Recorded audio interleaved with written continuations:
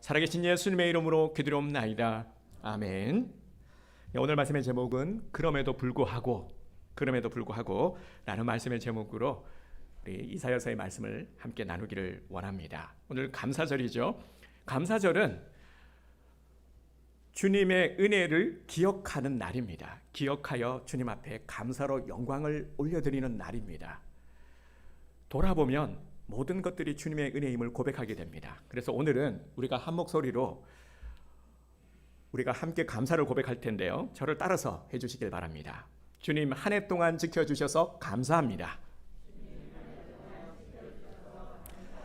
주님 한 해 동안 지켜주셔서 감사합니다. 절기를 지키게 하심을 감사드립니다. 지금까지 주신 모든 은혜에 감사합니다. 아멘. 네, 이렇게 주님 앞에 감사로 영광을 올려드리는 날입니다. 정말 우리는 돌아보면, 생각해보면 주님의 은혜였음을, 모든 것들이 주님의 은혜였음을 알게 됩니다. 바로 오늘은 이렇게 주님을 기억하여 모든 것들이 은혜임을 우리가 다시금 깨닫고 주님 주시는 은혜로 말미암아 모든 것들이 회복이 되는 그러한 은혜의 날입니다. 우리 성도님들은 정말 하나님께서 너무나도 귀히 여기시는 가장 복된 자임을 믿으시길 바랍니다. 자, 우리 옆에 분들에게 이렇게 한번 인사를 합시다. 그럼에도 불구하고 감사합시다. 네, 제가 생각하기에는 그럼에도 불구하고 감사합시다. 이 한마디의 메시지가 너무나도 귀한, 이거보다 더 귀한 메시지가 없을 것 같아요. 왜냐하면 우리는 이런 자들이기 때문입니다. 세상에서는 감사하는 기준을 가지고 감사를 하죠. 그런데 우리는 그렇지 않아요. 어떤 상황 속에서도 감사할 수 있습니다. 이것이 바로 우리가 가진 파워입니다. 상황에 우리는 요동하지 않습니다. 그러한 상황을 가지고 기준 삼지 않습니다. 우리는 어떤 상황 속에서도 감사할 수 있는 감사의 사람들임을, 하나님의 자녀임을 믿으시길 바랍니다. 이것이 바로 우리의 정체성입니다. 우리가 성경을 읽으면서 어떤 구절은 그 구절 자체가 참으로 은혜가 되기도 하는데 또 어떤 구절은 아리송하기도 합니다. 좀 이해가 되지도 않아요. 그리고 모순되다 하는 것을 느낄 때도 있습니다. 대표적인 말씀이 우리 팔복 말씀 중에서 가난한 자는 복이 있나니 천국이 그들의 것이다, 이렇게 말씀을 하고 있죠. 어떻게 가난한 것이 복이 있지? 부한 게 복이 아니야? 돈이 많은 게 복인 거지, 없는 게 어떻게 복이 될 수 있어? 우리는 이런 생각을 하게 됩니다. 그리고 애통하는 자는 복이 있다. 아니, 어떻게 애통하는 게 복이 있어? 애통하지 않아야지.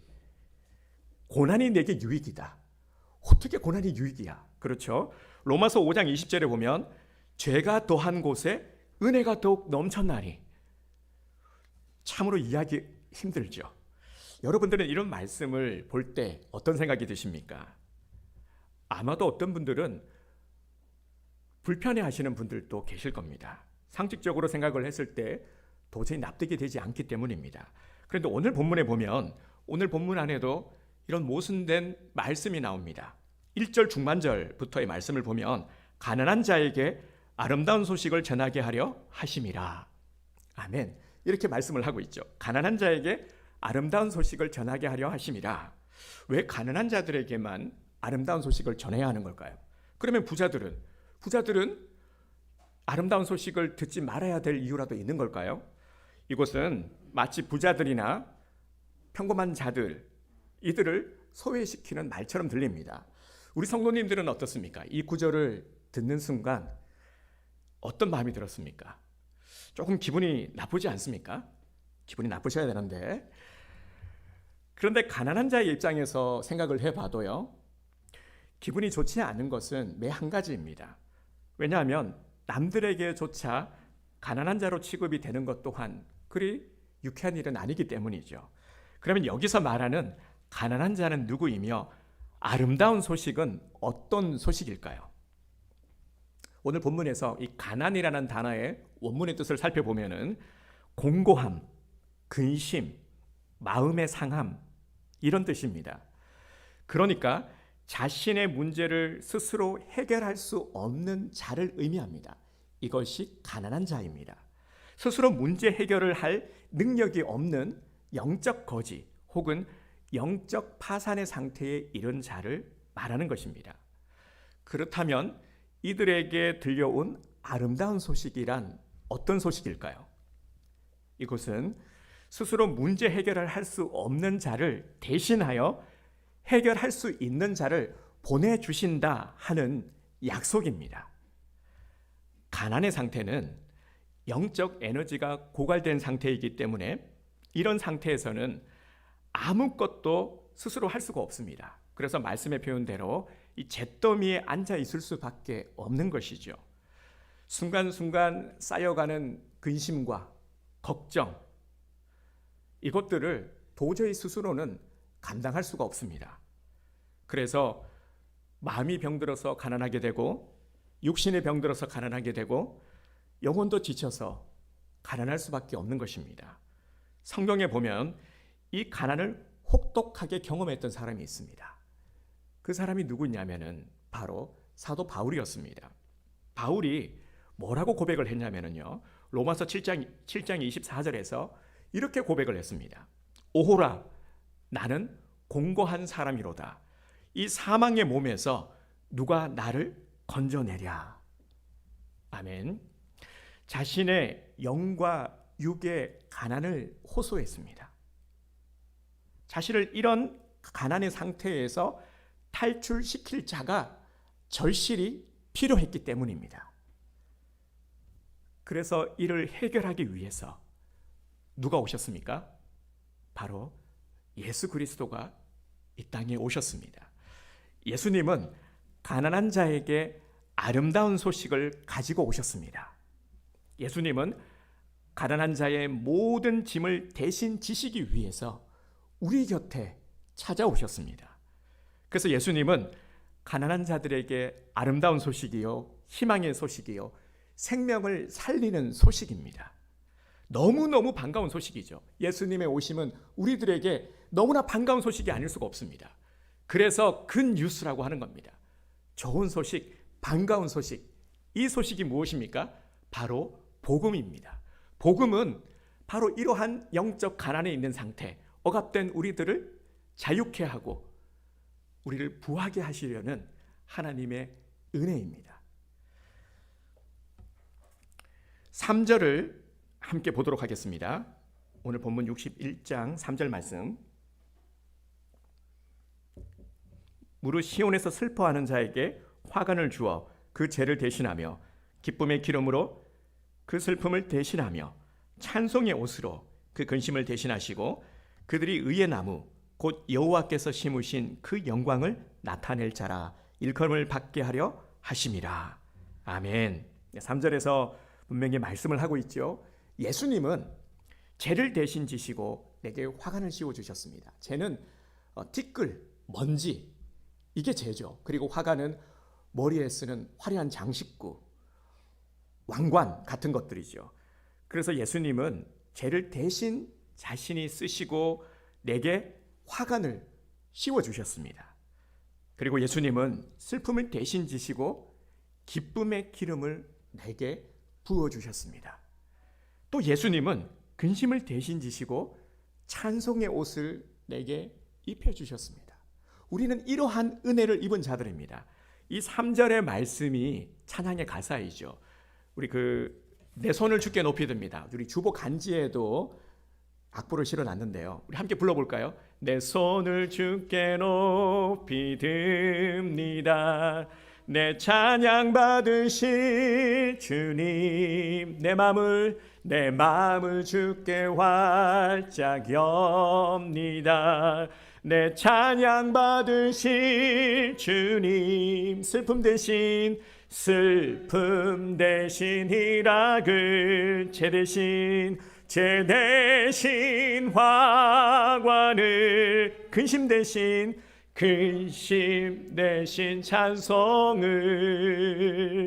찬송의 옷을 주셨네.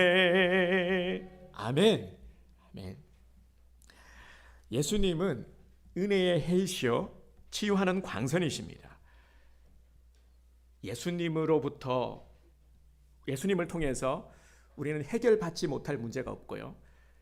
예수님이 고치지 못할 병은 없는 것입니다. 우리는 모든 것 되시는 예수님을 바라봐야 되고 예수님을 통해서 다시금 이러한 은혜를 회복해야 합니다.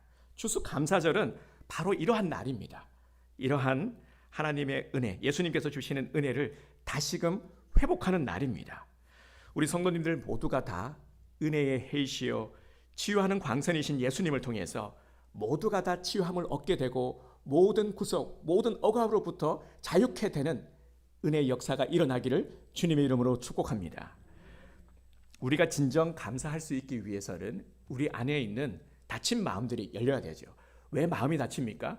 우리 마음에 상처가 있기 때문입니다.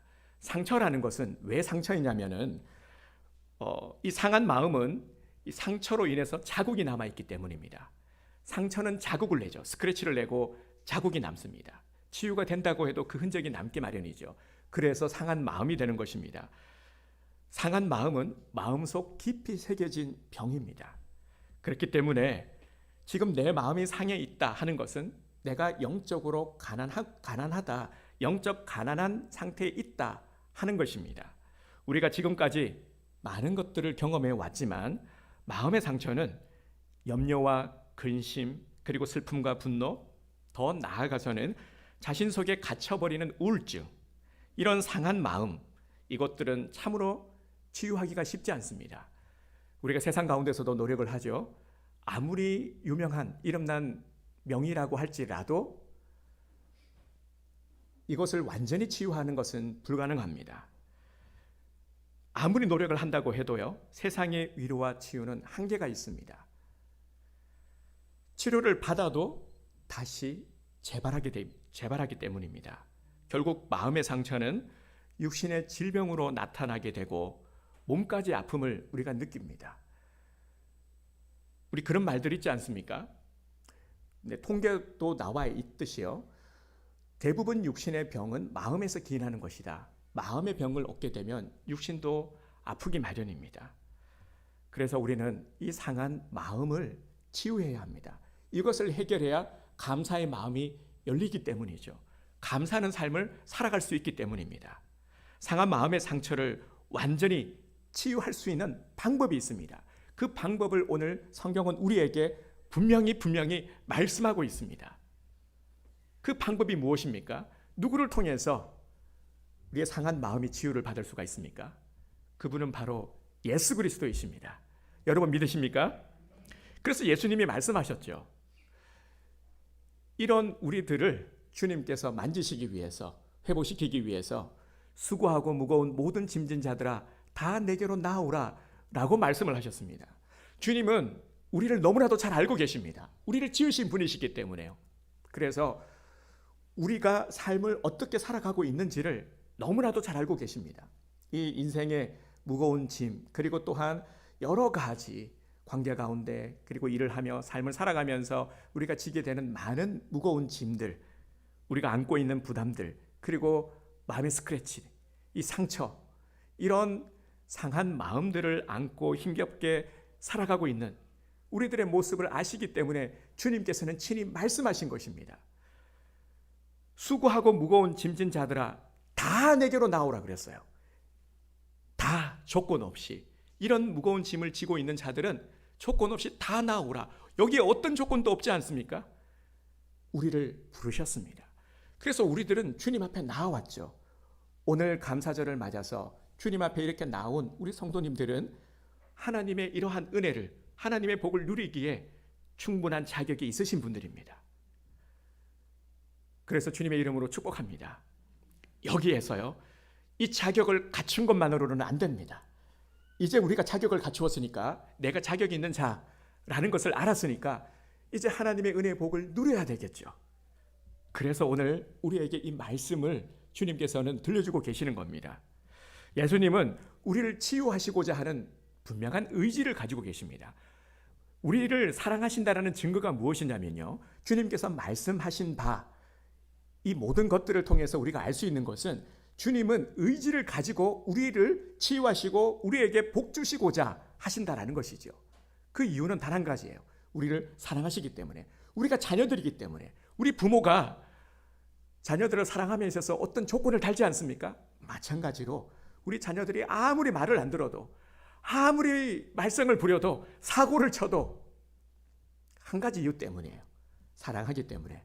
그래서 계속해서 기회를 주고 계속해서 용서를 하시고 무한한 사랑을 베풀고 계시는 겁니다. 우리는 이러한 주님의 심정을 알아야 합니다. 수고하고 무거운 모든 짐, 이것은 상한 마음의 상태입니다. 그러면 어떻게 해야 됩니까? 예수님께 나오면, 나오라고 했으니까요. 치유함을 얻어서 쉼을 얻게 됩니다. 예수님이 감사의 이유와 결과가 되는 것이죠. 다윗도 어떻게 고백을 했냐면요, 시편 57편 17절에서 하나님께서 구하시는 제사는 상한 심령이라, 이렇게 고백을 했습니다. 우리가 주님께 나아갈 때에 어떤 상태로 나아갑니까? 오늘 주님 앞에 우리가 나아왔는데 어떠한 상태로 나아왔습니까? 우리 안에는 여전히 부족함투성이죠. 주님께 참으로 부끄러운 모습도 분명히 있을 겁니다. 여러 가지 죄된 모습과 생각들, 그리고 참 우리를 스스로 힘들게 하는 것이 무엇이냐면은, 그렇게 다짐을 하건만, 그렇게 노력을 하건만, 약속을 드렸건만 이 잘되지 않는 마음들이 있죠. 작심삼일이 되어버리고 번번이 실패해버리는 그러한 약속들, 스스로 실망한 마음들, 낙심된 모습들, 이러한 상한 모습, 상한 심령으로 주님 앞에 나오지 않았습니까? 그런데 이것이 정상이거든요.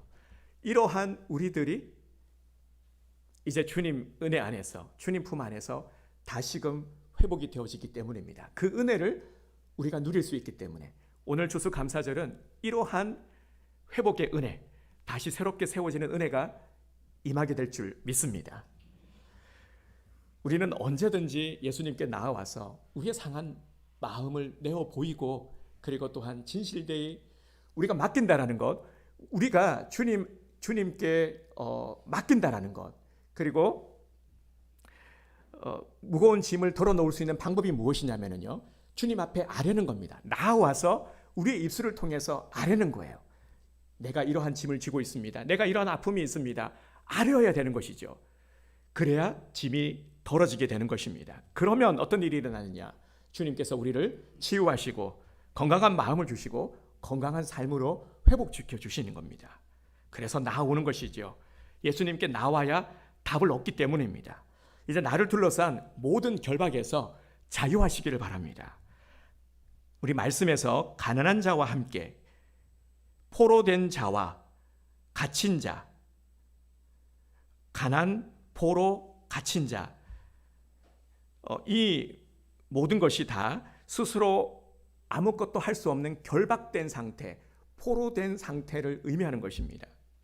무엇에 결박되었다라는 겁니까? 결박이라는 것은 이렇게 묶여가지고 꼼짝달싹 할 수 없는 상태입니다. 무엇이 우리를 결박하고 있습니까? 여러분, 우리를 올가매는 것이 무엇입니까? 자꾸 우리를 영적 가난한 자로 만드는 그 이유가 무엇입니까? 무엇 때문입니까? 죄 때문이죠. 죄의 결박이 되고 우상의 결박이 되고 질병의 결박이 되어서 끌려다닙니다. 그래서 자기 스스로는 아무것도 할 수 없는 포로된, 결박된 상태인 것이죠. 누가 이런 결박을 풀어줄 수 있습니까? 바로 예수 그리스도이십니다. 오늘 감사절은 이러한 결박이 풀리는 날입니다. 예수님을 다시 회복하는 날입니다.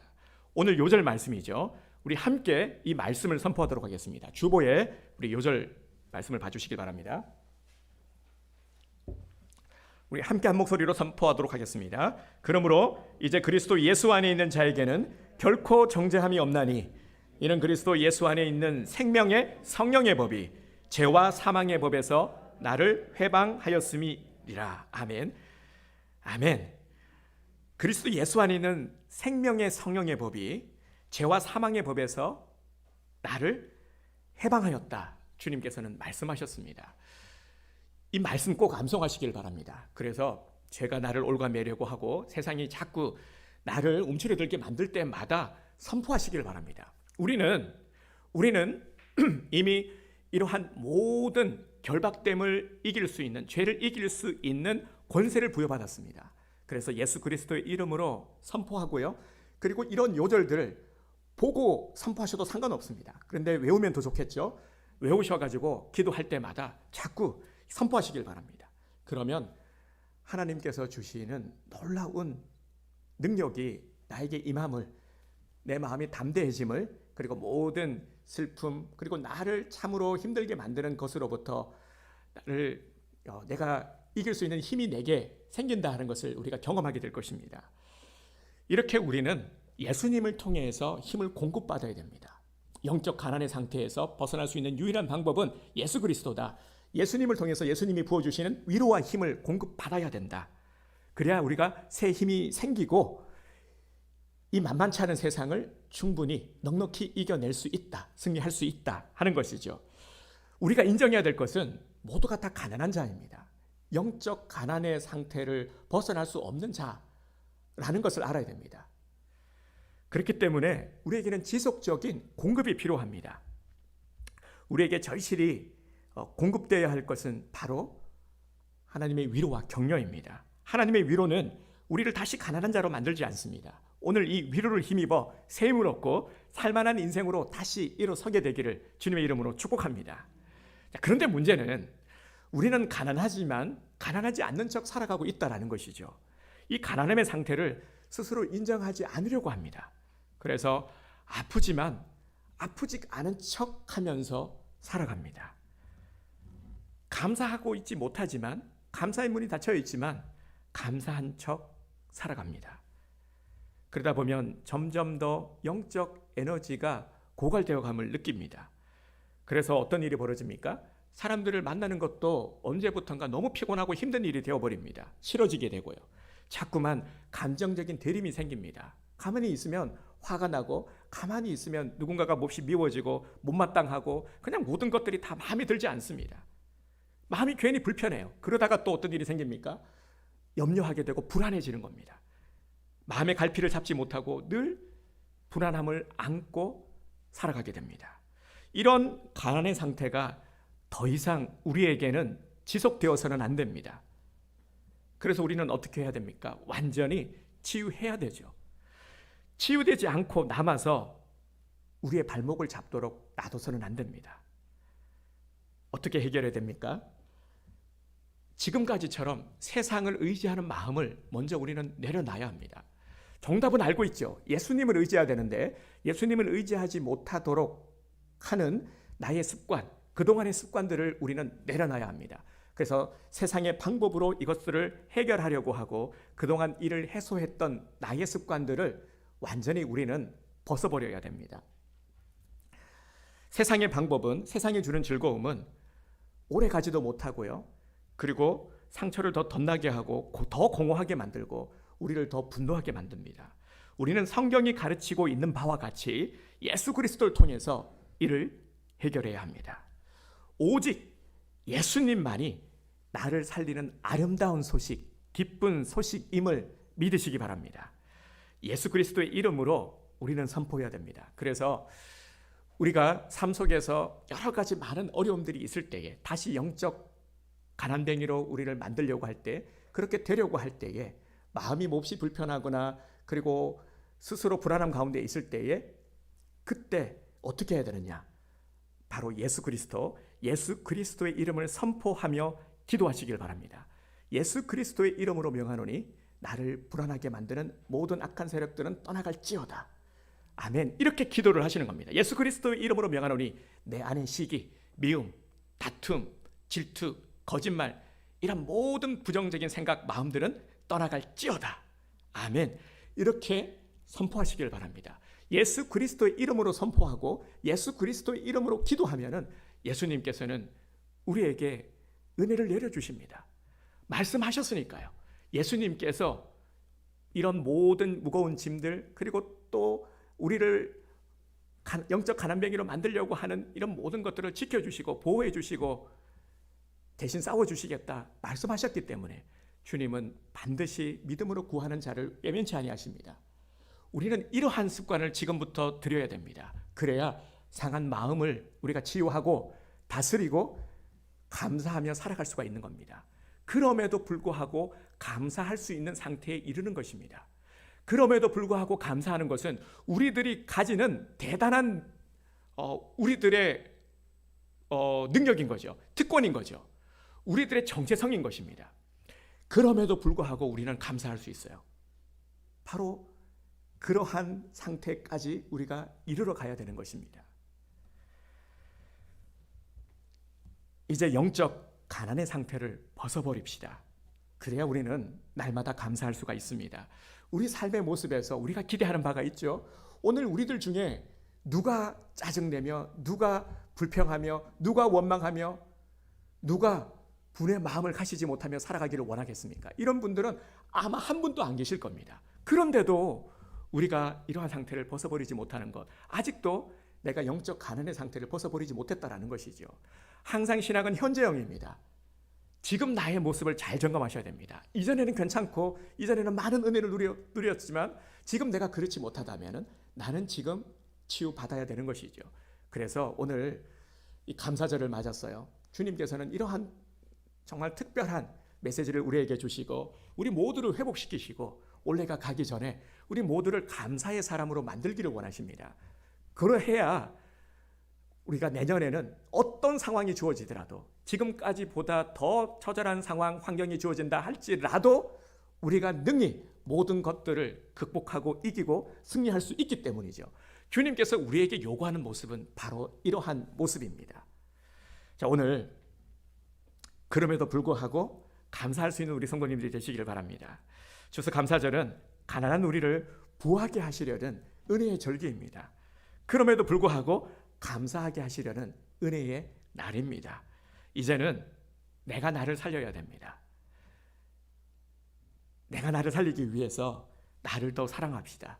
그리고 매일매일 나를 축복하며 기도합시다.